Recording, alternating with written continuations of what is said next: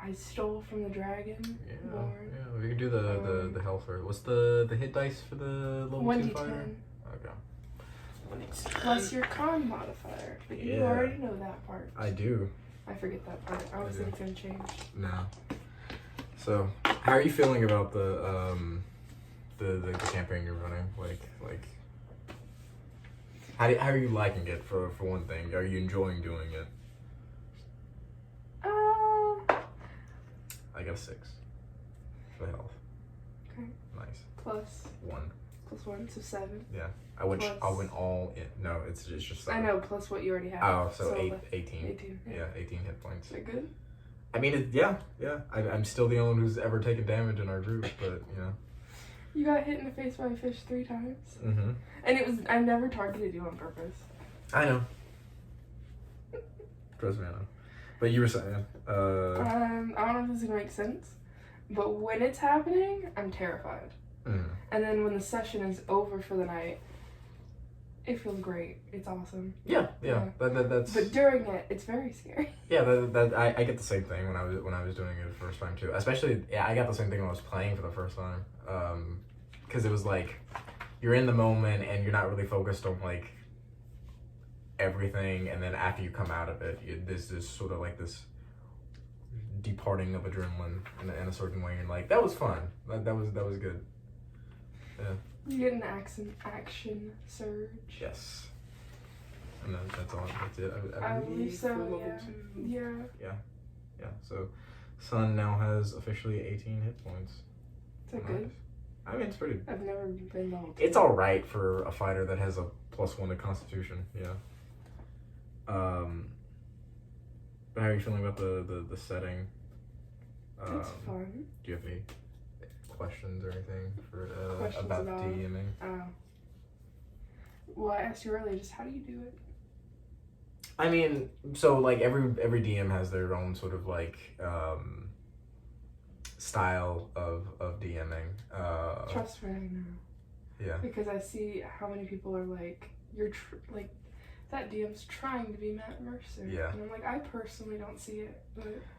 Matt Mercer's style of DMing, and we all, both you and me saw that XP Level 3 video that he did about it. He does it in a kind of way of like a full immersion sort of deal with like the sound effects and like the accents and things like that. I don't think I could ever do it. Yeah. The accent things and like the sound effects aren't really my forte either. It's kind of like you do what you know sort of deal, and you focus on the things that you like about D&D, and that's the thing that you build your style around. I think for me, it kind of becomes like a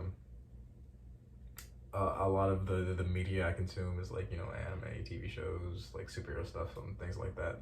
So that's sort of the angle I take with like description and stuff like that. I like the big exciting moments, the super like emotional things and stuff like that. I kind of focus it more on like a story versus like a game. So I mean, it's kind of just what about D&D specifically do you like and enjoy, and that's the thing you focus on. What if I don't know? I mean, you know, you don't have to know. I mean, it's just while you're doing it, what's the thing that you find yourself gravitating towards, or the things that you find the most interesting to focus on? You know what I mean? Because like, if you wanted to, you could just describe combat in a very plain, simple, like, would you roll? You roll a 15, that hits his armor class, you do whatever amount of damage, and then you hit the 0 on the thing, and then if the, you know, the dialogue or the role-playing stuff is the thing that really focuses on it, you can go way over the top with that, and that could be your main thing that you're focused on. I think you did a good job when we were like interacting with the sea monster. What's his name? Percy? No, it's not Percy. It's something with a P. Plessy. You guys named him Plessy. Yeah. Yeah, he does not have an actual like. Well, Sahara. Sahara named him Plessy, the Plesiosaurus. Plesiosaurus. Yeah.